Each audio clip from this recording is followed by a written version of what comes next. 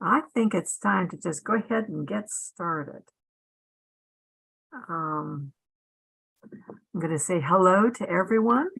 Welcome to the Tennessee Native Plant Society seminar series. Tonight's seminar is Dennis Whigham talking about native orchids in Tennessee, their ecology and conservation needs. And Dennis is his primary interest and his research has resulted in journeys through forests, fields, wetlands around the world.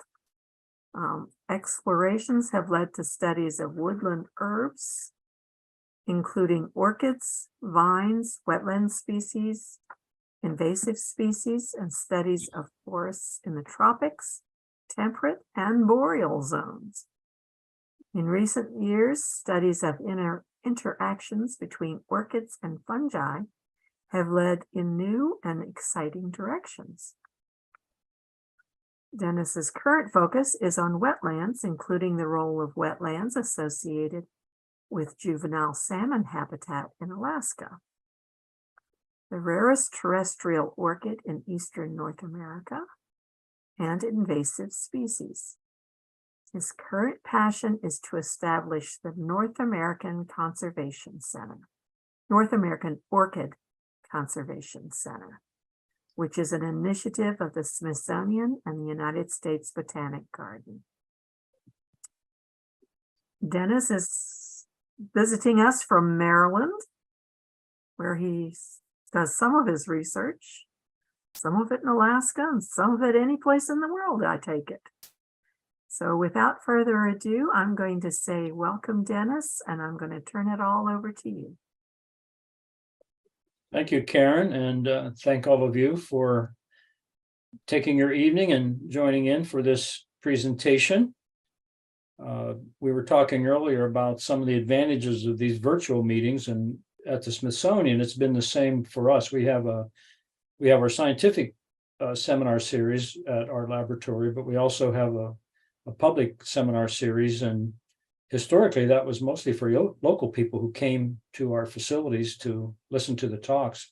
But after COVID, it's amazing. We have many more people on the talks. They're from all over the world. It's quite interesting. So hopefully this evening I'm going to do a couple of things. I'm going to tell you about orchids and orchid ecology, and then I'm going to use that as a springboard to tell you about the orchid conservation effort that I started about a decade ago now, and give you the reasons behind that. So with that as an entree, I'm going to share my screen, and hopefully you will be able to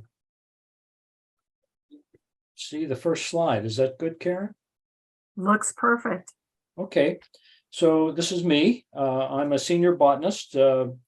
I'm really an ecologist by training, a plant ecologist. I did my PhD at the University of North Carolina in the dark ages when they had a botany department, and they didn't have an ecology program, but I went there to work with an ecologist who ended up starting the first ecology program at the University of Tennessee after he left North Carolina.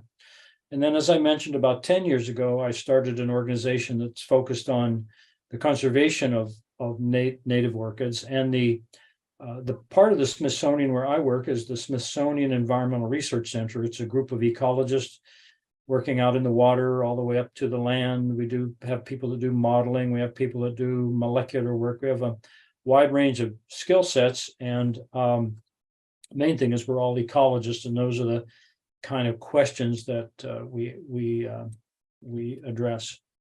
But what I do, as it relates to orchids, is not just me. It's a small group of people that are very committed to this. One of them is Julianne McGinnis, who is she's a contractor for us. She is our program development coordinator. She was the director of the Alaska Botanical Garden when I first met her and started this activity, and she's been working with us since she moved back east. Melissa McCormick is a colleague of mine for the last 23 years. She's a plant ecologist, but she also runs the molecular laboratory at our Smithsonian laboratory. And then another guy who's really been very involved over the years is Jay O'Neill. He's now retired. He was a head technician in my lab for about 40 years, and he maintains our websites now. And you'll see that a lot of other people involved in what it is we're doing. So this is a map showing the distribution of orchids in North America. And the point to make is that they're everywhere. The highest numbers down here in Florida, based on the color code, you see it's more than 120 species down there. It's when you get out to the drier parts of the country where you end up having fewer orchids.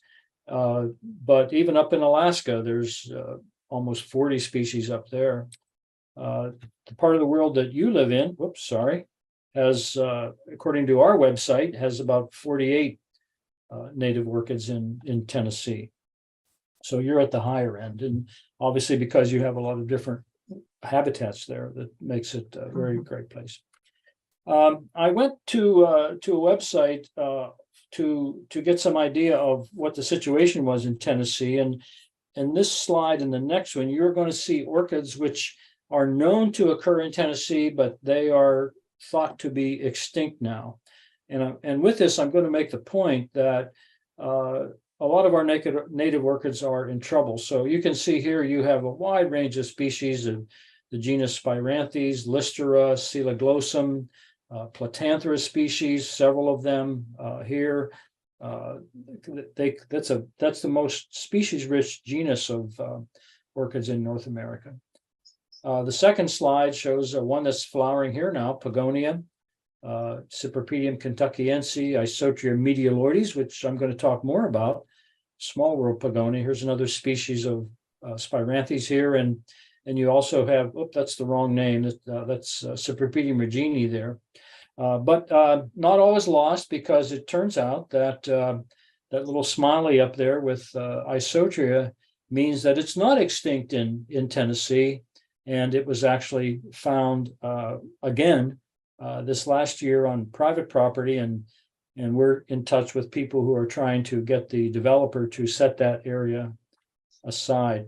So this number is roughly the number of native orchid species in the US and Canada. It's not a large number, but it's a lot to work with. And for comparison, they're probably somewhere in the neighborhood of 25 to 30,000 species of orchids around the world. It's the most species-rich family of flowering plants on Earth.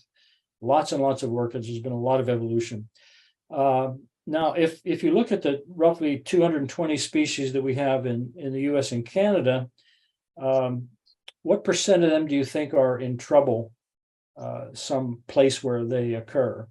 You might want to think about that for a minute, but I'm going to show you what the number is. It's almost 60%. And so this is actually the thing that got me interested in the conservation side of it. If you have more than half of the species that are in our country that are in trouble someplace, that's worth somebody paying attention to. I'm going to give you two examples of how this has occurred, and at least evidence that species of orchid are declining, as well as other plants. So this is a publication by Mike Pace, who is at the in New York, and he published this article in the Memoirs of the Torrey Botanical Club in Society in 2020. This is the Arethusa bulbosa, dragon's mouth orchid, and by looking at herbarium specimens and any other kind of evidence he could get, he came up with this map that you see on the left. So around 1850, this species was all over New York, all over Long Island, a lot of it on Long Island. In 1900, about 50 years later, not so different, somewhat fewer dots on this map. By the next 50 years, by 1950, things had really changed. You can see the number of dots had really declined, only 2 of them on Long Island. And by 2017, the last year that he worked with these data, you can see that we're down to very few known populations of this species, and only 1 out here on Long Island. Another species that he worked with was one of the coral oryzas, the northern coral root, and basically the same deal. 1850, a lot of plants. 1900, still quite a lot of plants, populations. By 1950, not so many. And by 2017, we're down to about 4 populations. And there are very few places where you can go and gather this kind of information. He was quite lucky to actually find this for New York.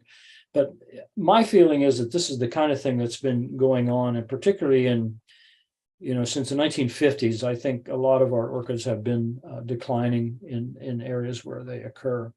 Give you another example. We have a project out in Arizona now.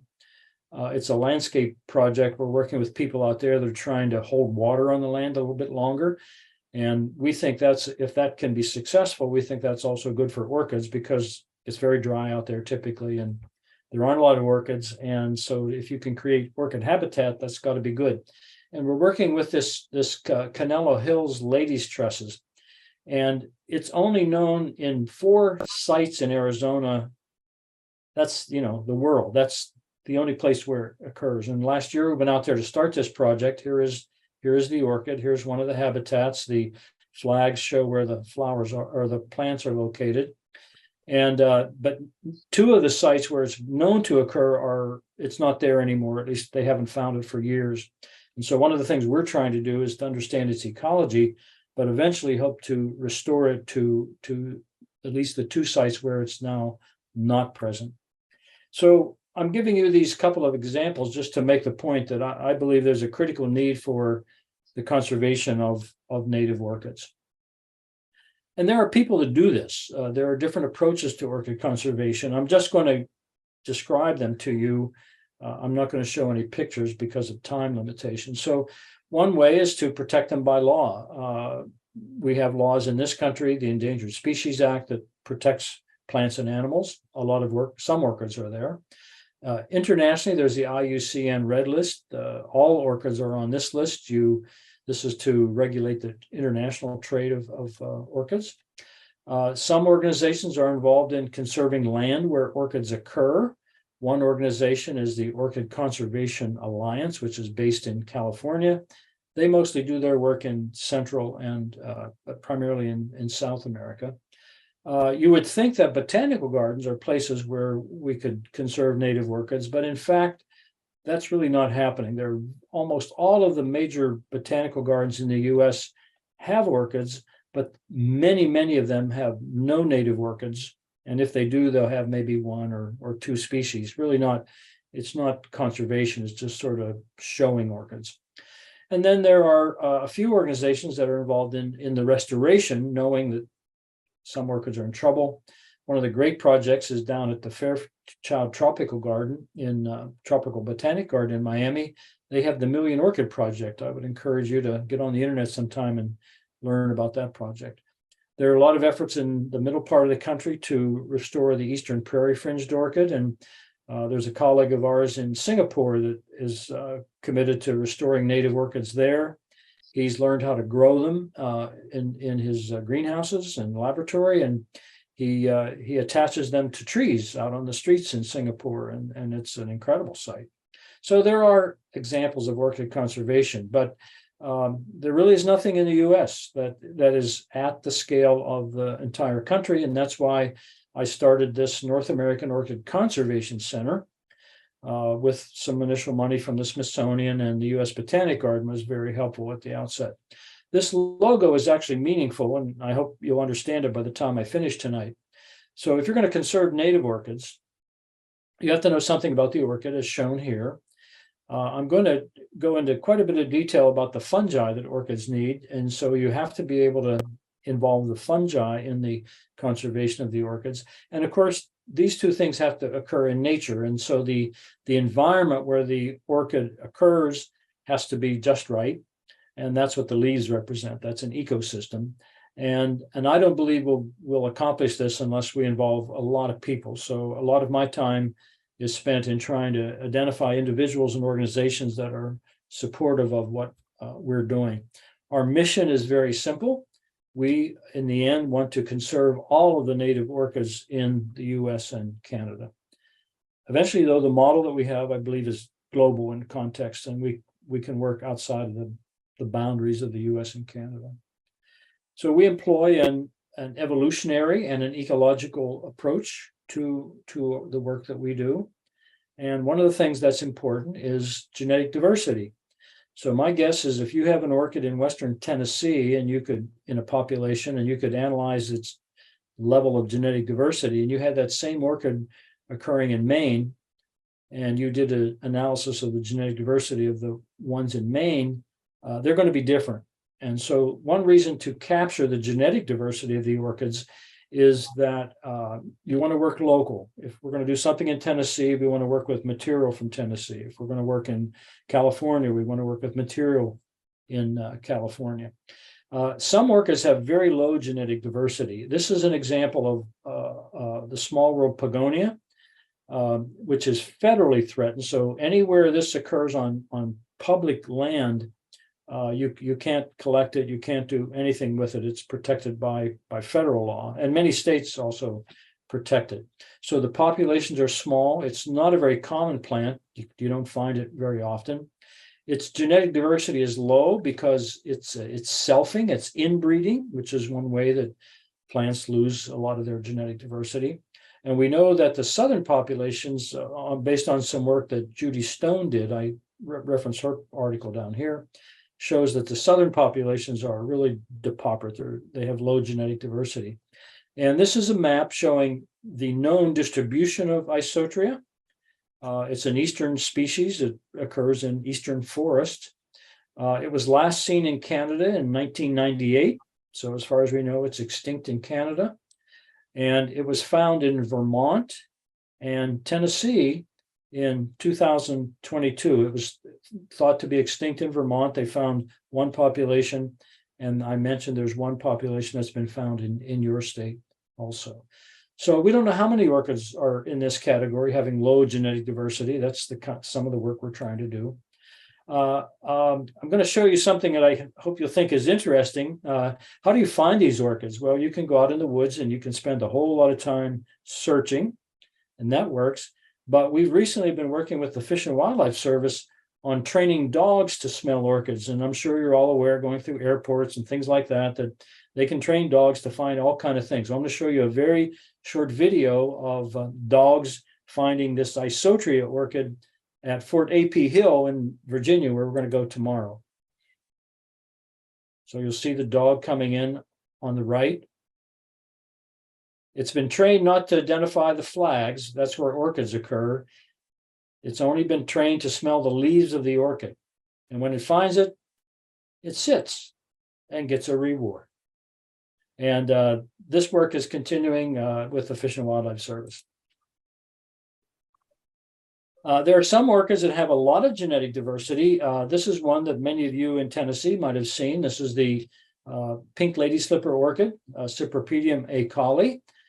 You can find populations that have white plants with white flowers and plants that have quite lovely pink flowers and everything in between. This is a species with very high levels of genetic diversity that's been documented in a publication by Fred Chase back in the 1990s. But what really is important is the life cycle of orchids. And I don't know how much you know about this, but I'm going to go through this for you. As people interested in botany, you know that most plants start out with seeds. These seeds each seed has an embryo in it, and the seed germinates. And the seed in most plants grows and becomes a seedling. This will be a little tiny plant with a first leaf. And the seedling gets bigger, and it's a vegetative plant. It doesn't flower. This may go on for quite a long period of time in some cases. But eventually the plant gets big enough or old enough to flower, and it becomes a flowering plant. And the flowering plant sets seeds.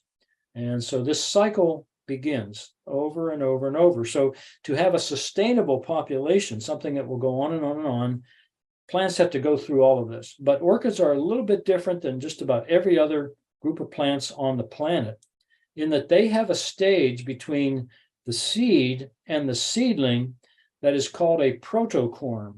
All orchids have this. I'm going to show you some pictures of this in a few minutes. The thing to remember about this stage is that the orchid seed is very tiny. The embryo that's in the seed does not have any stored food. Most plants the mother plant puts food in the seed so that when the seed germinates, the little baby can grow. If you think of a bean, for example, when it comes out of the ground, two cotyledons that are at the base of the beanstalk.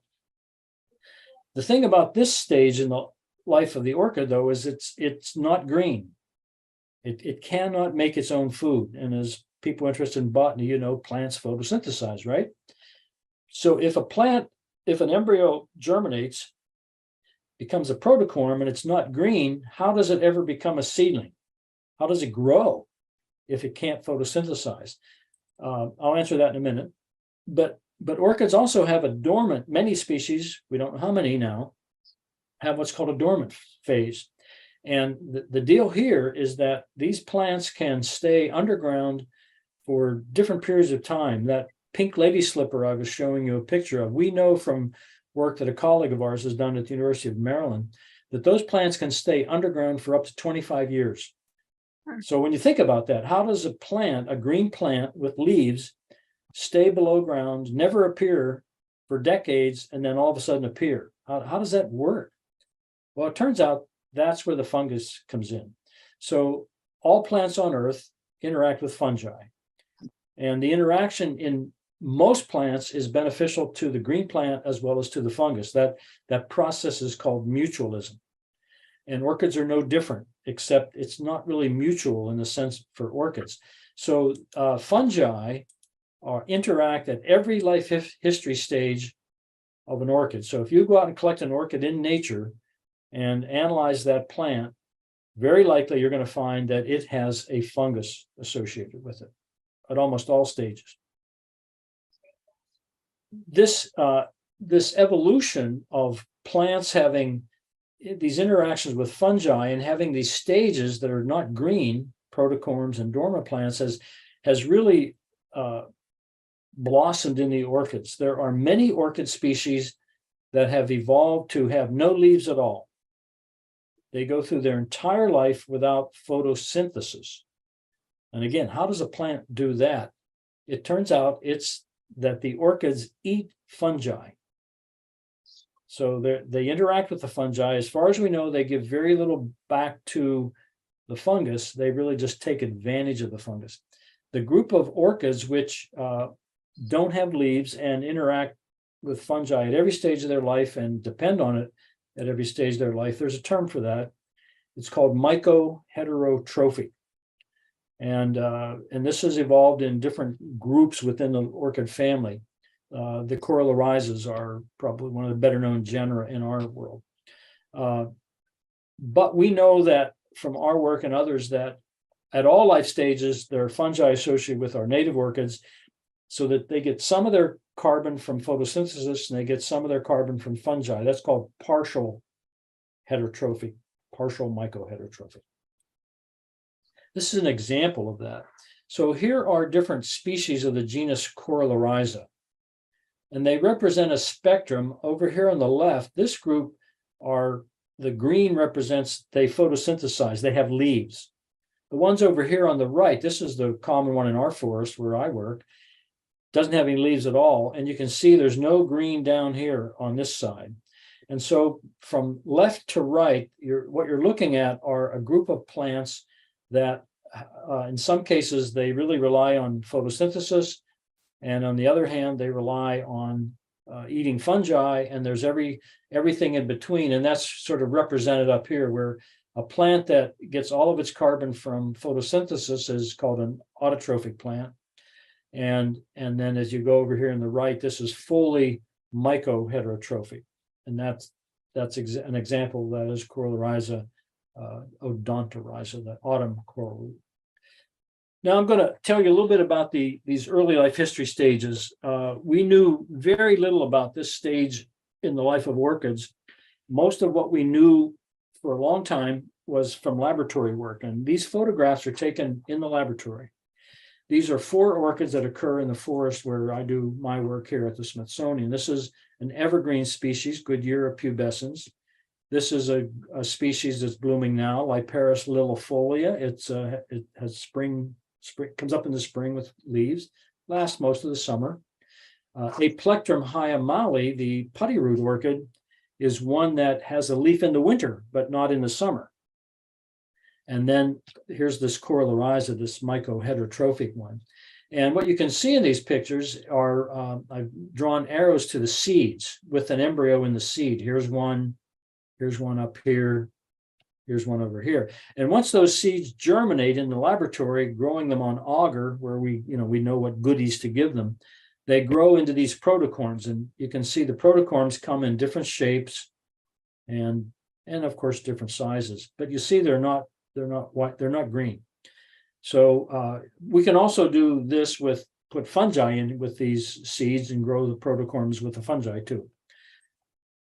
But what happens in nature? How do you know what's going on in nature? That's the problem, because orchid seeds are really tiny and you can't find them in the soil. So this lady, Hannah Rasmussen, she came over from Denmark some years ago and worked with us for 2 years.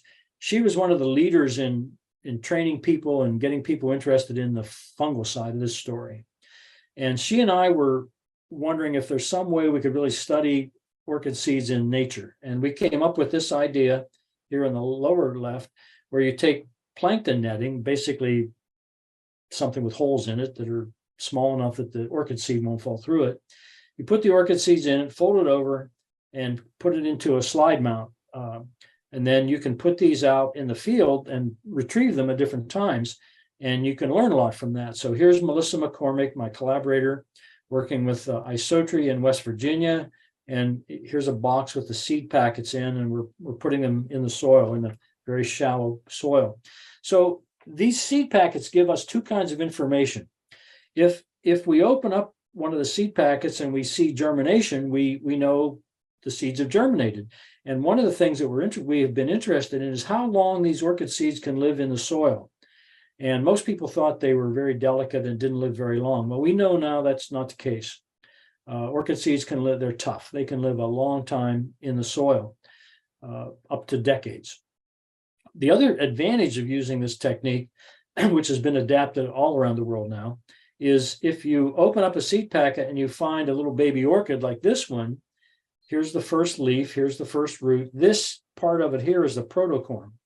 And what we can do is we can take this into the laboratory and look at it under a microscope, do some molecular work, and we can ask the question of whether or not the fungus that the orchid needs at this stage of its life is the same as the fungus that it needs when it's a bigger plant. The answer is we don't know for many orchids yet, but we know it can be quite different. Here's an example of what we've learned from these seed packets. This is Isotria again. Here are two seed packets that Bill Brumback, a colleague of ours in New England, he sent us seeds. We made the seed packets, sent them to him, and they were in the ground for 13 years, and he sent them to us. We opened them up, and here's what we found. There's still plenty of seeds in the seed packet, and we have a technique where we can stain the embryos to see if they're still alive. And if they take up the stain, they're this color or dark red, that means they're still alive. So these seeds were in the ground for 13 years, and they're still happy and healthy. Now, I'll just show you one slide of dormancy. This Isotria that we do a lot of work with, we know from monitoring individual plants in populations that we've had plants come up 13 years after we first saw it. We saw it 1 year, it disappeared, came back 13 years later. This pink lady slipper that I mentioned, we know they can stay in the ground for 25 years. So how does that happen? It happens because of the fungi. So how do we go about this to do conservation? So we have a model for orchid conservation. One, we want to preserve the seeds and the fungi. So we want to collect seeds from as many places as we can and store them. We want to collect fungi and grow them in the lab and have them available from as many places as possible. Then we want to take the seeds and the fungi, and we want to learn how to propagate the orchids. And what are we going to do when we propagate them? Well, we can put them in botanic gardens. We can do restoration in places where they used to occur, and we'd like to put them back there. And we also are very interested in education, because we feel that many people in our country are botanically illiterate. They don't even know where their food comes from. And so anything we can do to educate the public about orchid ecology, we think is beneficial. So I'm going to show you a few things that we've been doing. And one of the reasons I think education is important, other than educating people is that everybody knows what orchids are. You can buy them in any drugstore, any grocery store in the country now, and everybody likes orchids. So if you mention the word orchid, it resonates with somebody. So how do we go about this? Well, it turns out that here are the ideas on what we want to do, but we need people. They're just a small number of us. And to make this work, we need the public to be involved. And that's why I have the little stick people down here. So how do we conserve the genetic diversity of orchids in seed banks? Well, that's actually pretty easy, but it turns out that it's not been done because most people thought orchid seeds are a little bit weird and different from other plants. And so nobody has systematically done this. But what you can do, here's a diagram of orchid seeds that have different shapes. They all have little appendages on them. They're all wind dispersed. And here's a fruit of an orchid, and we've taken the seeds out. And orchid fruits typically have tens of thousands, if not millions of seeds. And so through evolution, what the orchids have done is the mother orchid doesn't put any food in each individual seed. She just has the embryo in there. And the ecological strategy is that gives them the energy to make millions of seeds, which are wind dispersed, and hopefully one of them will fall in the right spot where there's the fungus and the right habitat. And here is a picture of a fruit of Corallarhiza odontorhiza. This comes up in the autumn. It doesn't have leaves. These are basically nothing but seed machines. They're only above ground for about a month and a half, and all they're there for is to make babies. What you can do with this material is you take it to the lab and you put it over something that'll bring the humidity down to about 35%, and then you can store them in jars like this, and you can store them in the fridge, in the freezer, or you could store them with liquid nitrogen. So we're doing a lot of this. Now on the fungal side of it, we've learned how to do this. So most of the fungi are on the roots of the orchid, and we can train somebody very quickly to look at this under a microscope and find out where the fungus is. And it turns out that in the root where the fungus occurs, all of the cells have these little structures in them called pelotons. And they're nothing more than like a little ball of fungal hyphae. And there are a lot of these in the cells, and we know how to get them out and do something with them. So here's an example where here's an orchid root.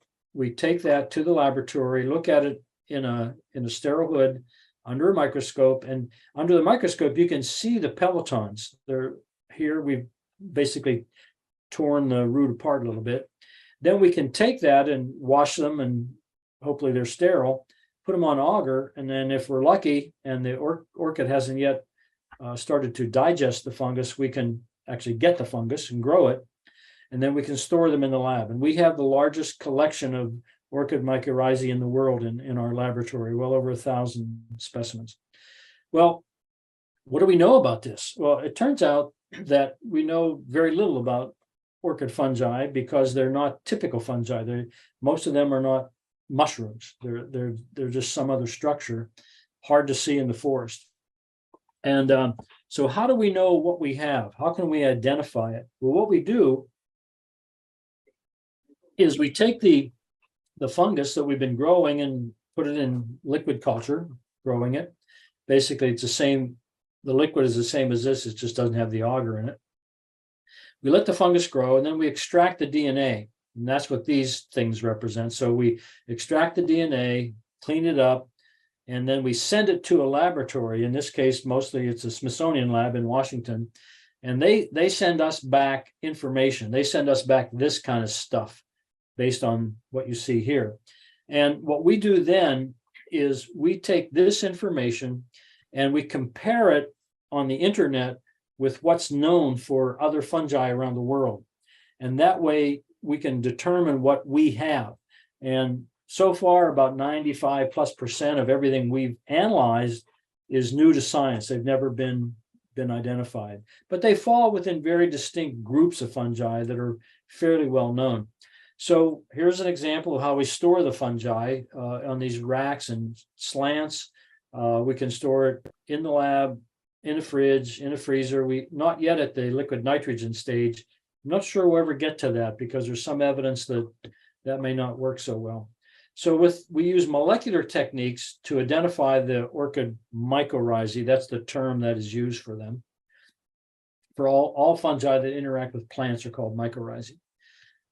There are a few fungal genera that interact with orchids. They're not economically important, so scientists haven't studied them very often. As I mentioned, we have a very large collection, and about 95% of them are new to science. The third stage of orchid conservation is to propagate them, to learn how to germinate the seeds, grow the plants in the lab. You're looking at here some seed plants that we've grown from seed we collected in Palau, Pacific Island. We have a project out there. But as I mentioned earlier, what we want to do is we want to match up the seeds and the fungi that are from the same genetic area, same region, basically, as much as we can, because we know, because they were in nature that way, and that's the best way to learn how to propagate them. And then our goal is to take them eventually out of these containers like this and grow them in botanic gardens and grow them in nature. And we're just initiating a project, a 5-year project, where we're going to select 25 native orchids from around the country, work with different groups, and we're going to, over 5 years, learn how to propagate them so we can give organizations like yours, individuals in your organization, with instructions if you want to grow this orchid in your area. So here's some pictures of them growing in the lab. These are under sterile conditions, all of these. Sterile conditions, sterile conditions. And over here, then you get them out of the sterile conditions and you grow them in containers. And eventually you got to take these little boys and girls and figure out how to make big boys and girls out of them. And very, very few native orchids have made it to this stage yet, especially with fungi. There's only a few studies where people have inoculated the fungi, grown the orchids, put them out, and been able to show that the fungi are still with them.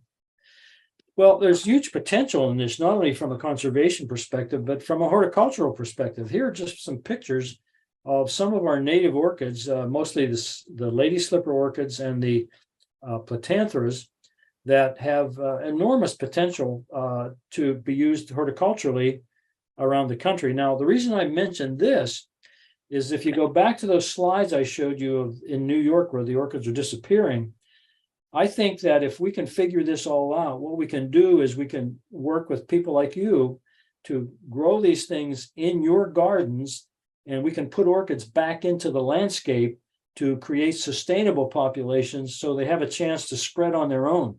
And when you think about it, some of you may live in houses that were at one time orchid habitat. There's a lot of that going on in strip malls and rows and things like that. So we think there's huge potential in learning how to propagate native orchids and working with botanic gardens and organizations on how to go about this. So I've thrown a lot at you, but the point I want to make is that none of this is easy. Orchid conservation is really complex, and here's our view of it. It's really a puzzle. You have to know something about the orchids and their pollinators, if that's necessary. You have to know something about the seeds and how to germinate them, how long they live, all those things. And you have to be able to grow the plants, and you have to be able to do this with fungi. And so we've yet to put this puzzle together completely for any native orchid. And that's our goal, though. And probably won't happen in my lifetime, but I want to see it happen and hope that we can keep it going. Now, I'll switch at the end here and talk a little bit about education. As I mentioned, we're committed to educating the public as much as we can to develop botanical literacy and engage them in hands-on conservation. We've done a few things to get at this. One of them is we have a website. I hope that after tonight, some of you will visit this website. You can go to it on your phone, or you can go to it on your PC or your laptop, whatever you've got. And it's called the North American Orchid Conservation Center. And there's a lot of stuff in here. So you can, there are links to our newsletters. There's a link to the gallery section, which has beautiful photos of native orchids by people that we interact with around the country. A lot of the science I've talked about tonight, you can find it there. And you can learn how to help us by donating and contributing to what we're trying to do. And you'll notice that there's a website over here, or there's a site here called Go Orchids. And this is a site where we put a lot of our money and energy when we first started this. This website, which you can get to on your phone, on your pad, or on your laptop, or on your PC. This has all of the native orchids in the US and Canada on it. And you can get into it in a number of ways. You can enter a state or a province, and up will come pictures of all the orchids in Tennessee, for example. Click on a picture, it'll take you into much more information about the species, photographs, maps, all kinds of things. Or if you know an orchid, you can type its name in here, the common name or the scientific name. Or if you're in the field doing botany and you find an orchid and you don't know what it is, you can actually go to this site and you can do keying. You can answer questions, and every time you answer, you open it up and there'll be pictures of orchids, and you answer questions, and every time you do that, the number of pictures goes down till you find your orchid. You can only use this though if you have access to the internet, and we're very close, hopefully within the month, of sending a written version of this to Cornell University Press. And hopefully in about a year and a half or 2 years, you will be able to buy a field guide to the native orchids of North America that we are going to publish. And so you have the electronic version as well as a hand-carried version. I was at a meeting in China some years ago, and some guy was showing me a piece of paper that had a punch-out model of a native orchid. And I thought, well, this is very cool. So I came back to the States and I got a grant to develop paper punch-out models of native orchids. And here are pictures of quite a few of them that have been put together after you punch them out of the paper. And we have about 27 models are available. I could send you some. You can get on our website and find a link to these. And if you're interested in some, I can send them to you. You can purchase them. We've distributed about 60,000 sheets of these so far. Luckily, we've had almost 20 individuals and organizations sponsor them, because for each one of these, it costs about $5,000 to create the bit that's needed by the publisher to print them. And then, of course, you have to pay for the paper for the printing. But luckily, we've been able to get most sponsors for almost all of these. They're called Orchidgami. And here are some examples. So this group on the top, I went and gave a talk on Long Island. And before the talk, we had an origami session. And these are the models that the people put together before I gave the talk. This lady, there's a lady in Hawaii does this kind of stuff. She actually puts these together and enters them in orchid shows. She's really good at it. But here's some from Germany. These are the ghost orchid. This was used in a wedding. So you can put it in pots. You can do all kinds of things. So again, go on our website. And if you see some of these, I can send a few. If you want a bunch of them, I would sell them to you. But that's not because I want to make money. It's because every cent that comes in from the sale of these things, it gets plowed back into what we're trying to do. I don't get any money out of it. And then a couple of years ago, this Tuttle Publishing Company, this international company, they saw what we were doing and said, well, how about if we put together a box set of these models? And so we worked with them, and you can buy on Amazon, or it's available in some stores like Barnes and Noble. You can buy a box set of 20 of our models. And in that, not only do you get the models, but you get a booklet that we've written, which has a lot of the stuff I've told you about, with instructions on how to do it. And these are fairly popular. In fact, about a month ago, we heard from the publisher, they're actually going to do the second printing. So that means somebody's buying them. And so go on Amazon, buy them. They're $20 for a box set, and you're supporting us if you do that. And then here's something I'm pretty excited about.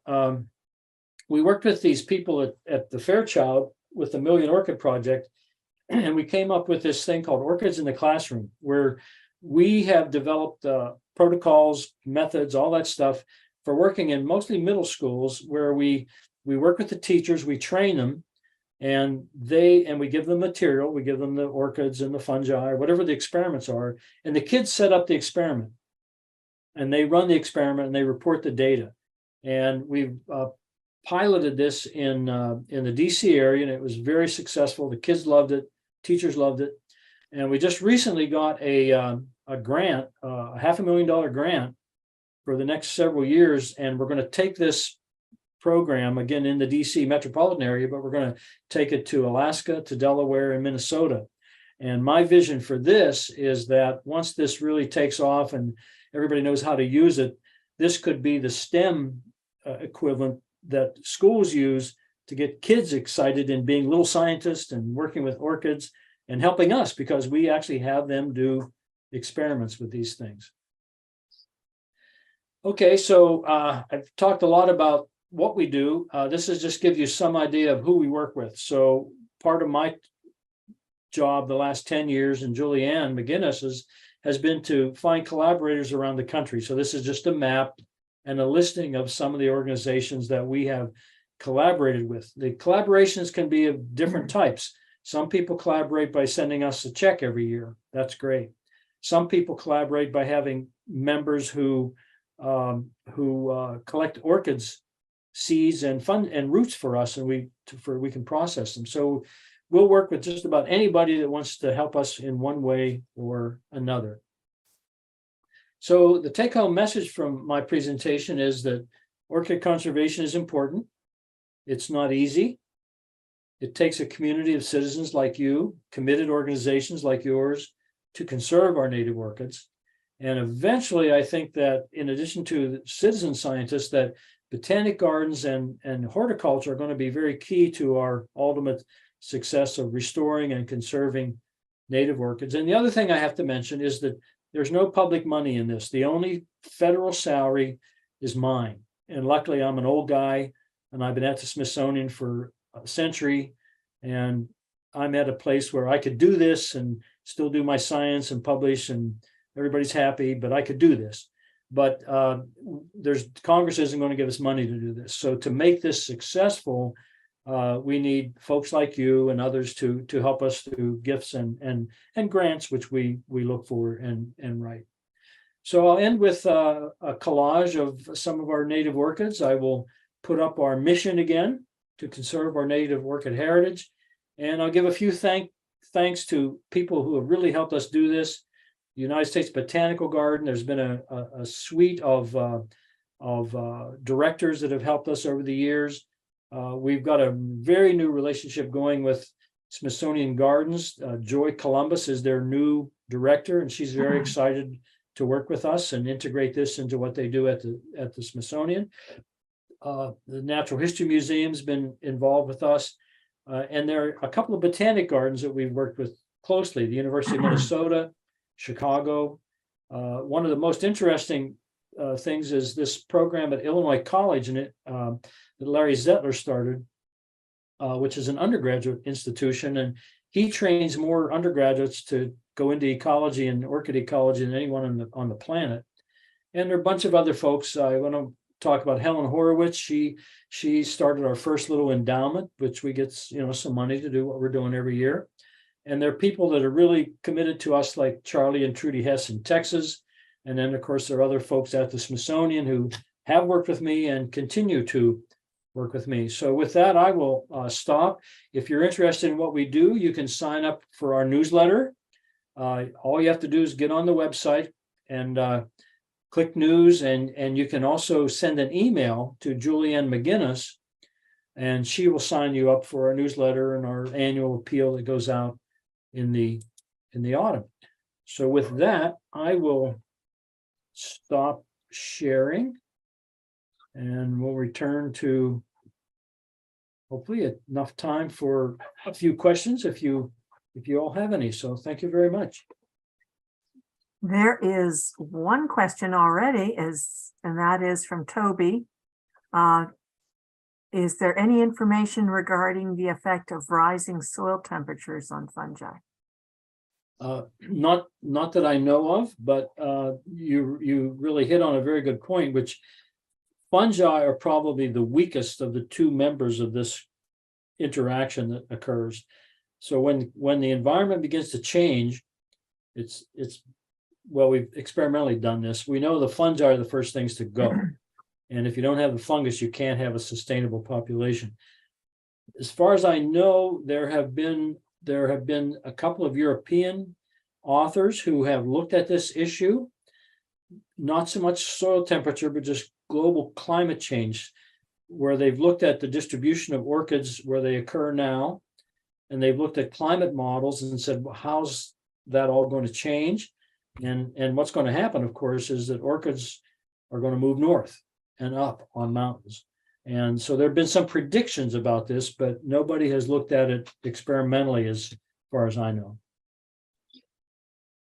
Well, Bettina says a fascinating talk. Okay. And Terry Joyce has a question.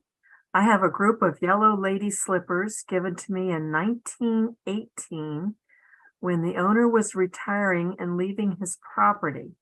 He brought a large amount of soil with them, and I tried to prepare a suitable woodland habitat. The first year I had 22 beautiful blooms. 5 years later, they have settled into about 12 blooms per year, presumably because some of the original fungal matter has depleted. Is there a way to know what sort of fungi would help them to increase? Is there anything I can do to encourage the site? The previous owner recommended supplying pine needles. The answer is there's no for sure answer to your question. A couple of things might be worth thinking about.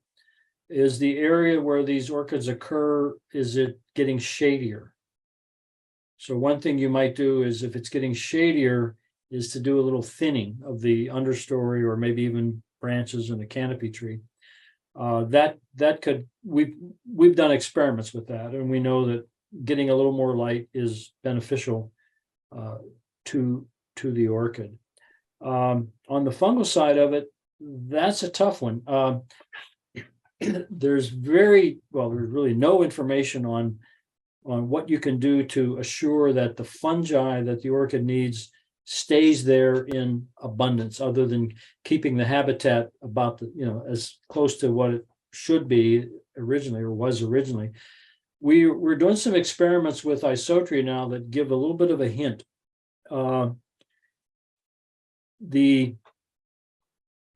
If a tree dies in the forest, the below ground part of the tree is basically food for every microbe in the world, for fungi, bacteria, all those things that are eating roots and decomposing roots.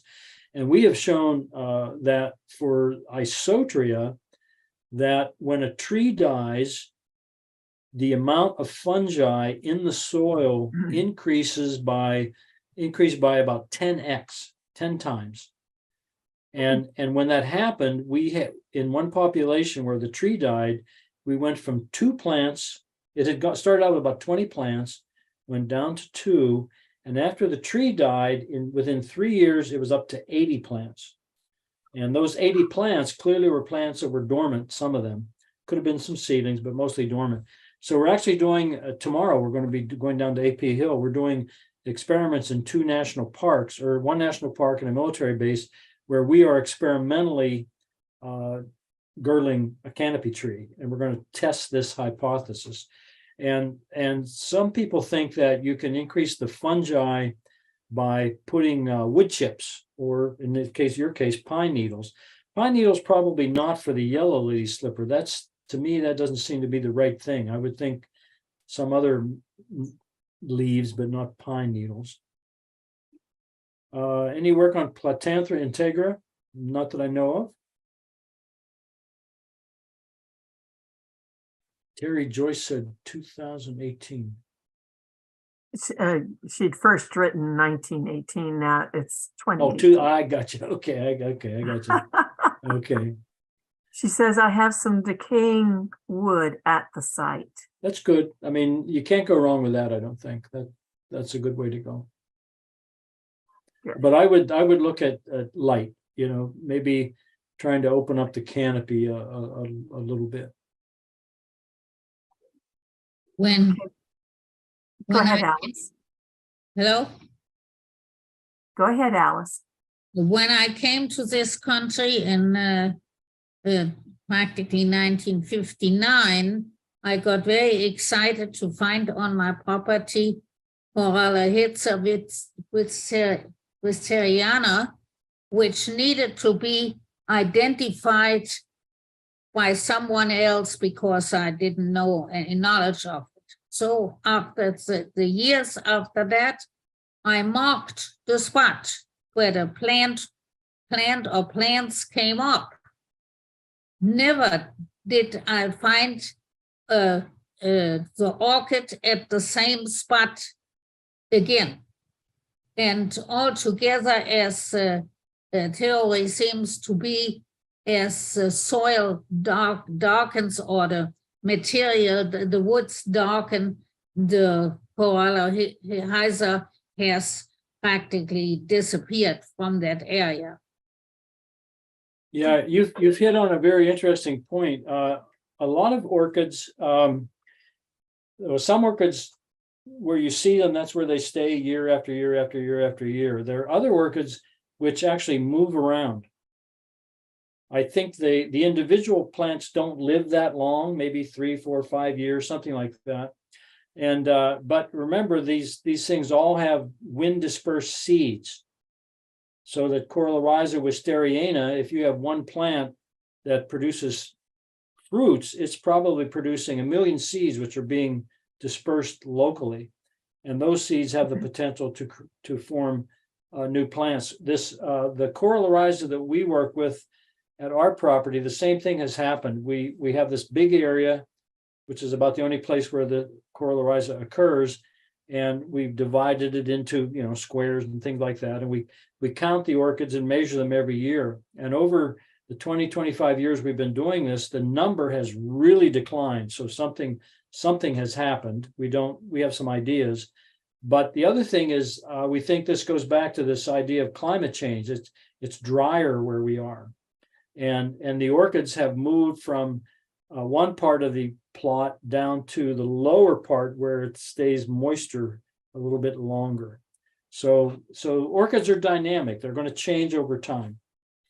I don't think it had to do with it getting drier, and the ground has not been disturbed since I discovered that in 1959. And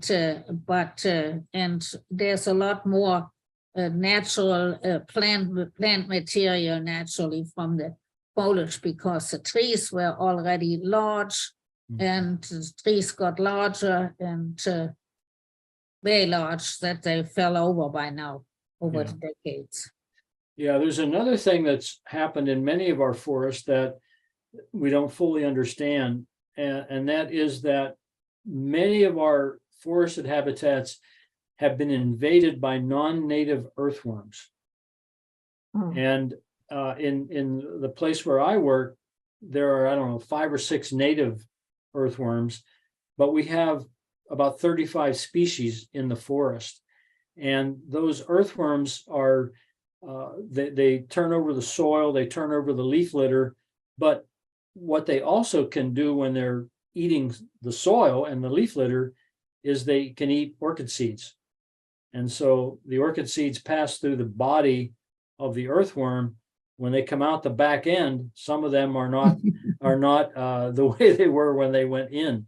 So we think that there's the potential that invasive earthworms are having an impact on some of our orchids. And I don't know where you have these plants, Alice, but the other critter in the east that can have a big impact on orchids is our deer. Eating the orchids. There's some documentation of that. So this Isotria that we work with at a national park and at a military base, we put cages over each plant every year because the deer will eat them. Well, this population was, or maybe still is, on Horse Mountain in Bedford County in Tennessee, which is the highest point of the county, and with originally 1,192 feet. So practically 1,200 feet. I see Robert Davis has said about putty root orchid, Aplectrum hyemale, that he finds colonies of that in debris piles where fallen logs and branches. That's a really interesting thing, Robert. An equivalent to the Aplectrum is Tipularia discolor, the cranefly orchid. And I did a study we published on the cranefly orchid years ago, and one of the things we noticed is we very rarely saw little baby orchids, mostly all adults, and then we started looking, and then what we ended up finding was that most of the little cranefly orchids occurred on decomposing wood logs in the forest. And we did some further studies with these seed packets, and what we found is that the fungus that the cranefly orchid needs at the protocorm stage is completely different than the fungus that it needs as an adult. And it turns out that that fungus is mostly present in decomposing wood. So you could have the same sort of thing going on with your Aplectrum. The other thing is Aplectrum, the wood piles are not consumed by earthworms and things like that nearly as much as soil. So that could also, the wood could be like a little safe site for the little baby Aplectrums. And the soil on for the Tipularia, I have built a cage over it, cage of a little or more than a square meter, and with wire, heavy wire on top, and that is the largest population of Tipularia. Also, the soil needs to be different, and I think a little more acid for Tipularia, because all the landscape around is very limestone. Okay. Yeah. Do we have, okay. Jim commented, is soil pH critical for orchids? I understood that some require acidic soil. Yeah, particularly, things that occur in wet, boggy habitats, they tend to be more acidic than forest. In North America, because in the East, because a lot of our orchids occur in the forest, it's probably, pH of 5 to 7, something like that is okay. In Europe, a lot of the orchids only occur on basic soils and limestone. We don't have that so much in the U.S., but it's really a key thing in Europe. So pH is critical, and one of the reasons no one's shown this, I think that a lot of the orchids have had some problems, not so much right now, but during the 60s, 70s, and 80s, we had acid rain everywhere, and that was lowering the pH of many of our forests. And that was probably not good for the fungi or the orchid, but particularly the fungi. Any other questions? If so, just unmute yourself and you may ask. Anybody? Very interesting. Thank you. Okay, well, thank you all, and I hope you'll spend some time looking at our websites, learning a little bit more about what it is we're doing. And if you have further information, you can contact me. We'd be happy to email you or answer questions if we can. And so continued success. Enjoy all of your native plants. We have to stick together. Keep them all happy. And I do have one of the orchids. Hey, okay, you got it. One of the origami orchids. Right. They're fun. They are. They're challenging. They are. It's good for hand-eye coordination for people with white hair. Maybe I should wear it in my hair. Excellent talk. Thanks. It Thank is- you all very much. Yeah. Enjoy. Bye-bye. This Thank was you. absolutely Thank you. excellent. Who gave me the book set of the orchids and the book and the models are just great. I have not quite managed the models, but I have read the book. Thank you. Okay. All right. Well, good night, everyone, and thank you for coming. And Right. hopefully we'll see you next month.